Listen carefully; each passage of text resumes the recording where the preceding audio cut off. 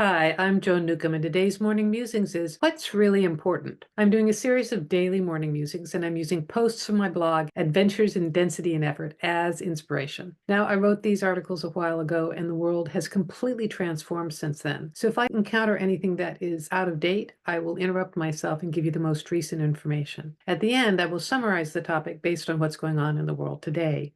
Also, I have some special offers, so stay tuned to the very end to see what they are. What's really important? I've been observing someone in a huge spiritual emergence over the last several years. They've been a devout follower of their faith for nearly 30 years. It's a particular branch of religion that is highly ritualized with a very specific dogma. Some people find this kind of practice comforting. They like the rules clearly spelled out, and rituals help them feel like they've attained a certain level of energy. I watched this person create circumstances in their life where they stopped attending services regularly, to the point of not going for months at a time. They've minimized their practice at home as well. At the same time, enormous stresses come up for them that they did not handle in accordance with their beliefs and values. An initial turnaround happened for them when they had an unexpected opportunity to be in nature. Although the whole reason they went out there was to investigate something for a hobby, they found a profound sense of peace. They were away from relatives and work and suddenly were able to drop all the things they'd been struggling with. It happened quite effortlessly, which is not how they were used to having a spiritual experience. It improved their inner situation for a good 6 months without any external changes, until the outer circumstances again converged and the reactions again betrayed their highest self expectations. This time, the prompting came from some unexpected news. They had started to increase their interaction with their spiritual community again when they were told an old acquaintance of theirs had died. They'd missed an opportunity to see him in his final days. They realized how precious life is, and why were they wasting time behaving like a jerk? This revelation only happened last week and still hasn't fully sunk in. What's surfacing for them now is the way they've avoided, resisted, and denied. Reality is still converging on them, like two giant fingers on a zit. What's going to happen? It's up to them to create. Everything can continue to fall apart for them in all aspects of their life, or they can integrate the spiritual experiences they've already gone through. I see it as essence, source, universe, large self, consciousness as moving towards their small self. And they can make it easier if they continue opening to the experience and enacting their revelations. It can be as simple as finding more time to be in nature, to encourage that interconnection, or being mindful when interacting with others, knowing that what is most important is connection or compassion and letting go of the other stuff, the BS. It's all happening for all of us in different ways right now. This person felt their religious practice and dogma was spirituality. Somebody else might feel that working 70 hours a week for a six-figure income is security. Another may think that they aren't complete without a relationship. Stock market, real estate, banking system, employment, career, marriage, religion, family, all structures and rigid beliefs are falling away. What's really important? What is real or true? We're all being called to live with more integrity, more integrated with our essence, our consciousness. Nothing is dissolving from your life without you being given a taste of what's truly behind it. What is it for you?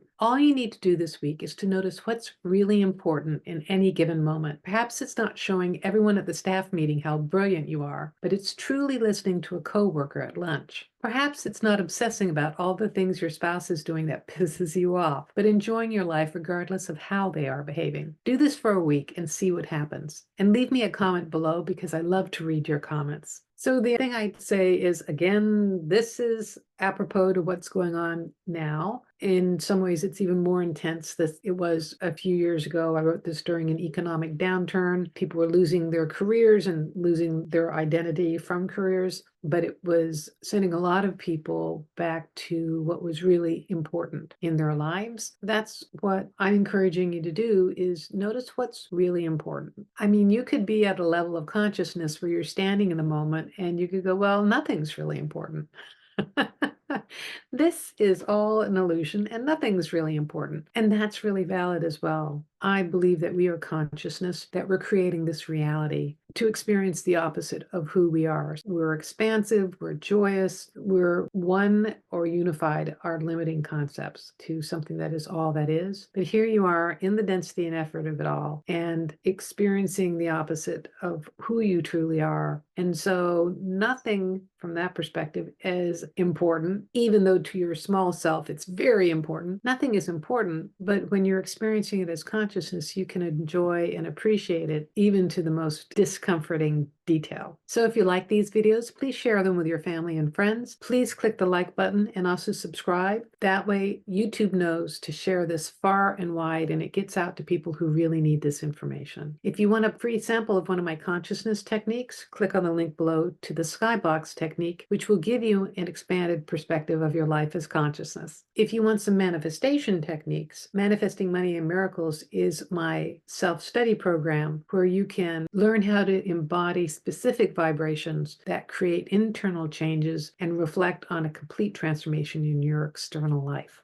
If you want to know more, my website is joan-newcomb.com. There you can find out about my individual sessions where I take a look at you as consciousness and what's going on in your life today. And then I can answer any questions you might have, whether it's about your future, about relationships, about your job, about money, about housing. I can talk to dead people if you want to know what's going on with your deceased loved one. And it's all recorded just for you. And if you want to learn how to do this for yourself, Manifesting Money and Miracles is a great preparation for my coaching special where I work with you one-on-one and I give you specific consciousness techniques so that you can transform your life. You can find out more at my website. So go to my website, joan-newcomb.com, and I'll see you tomorrow in another Morning Musings.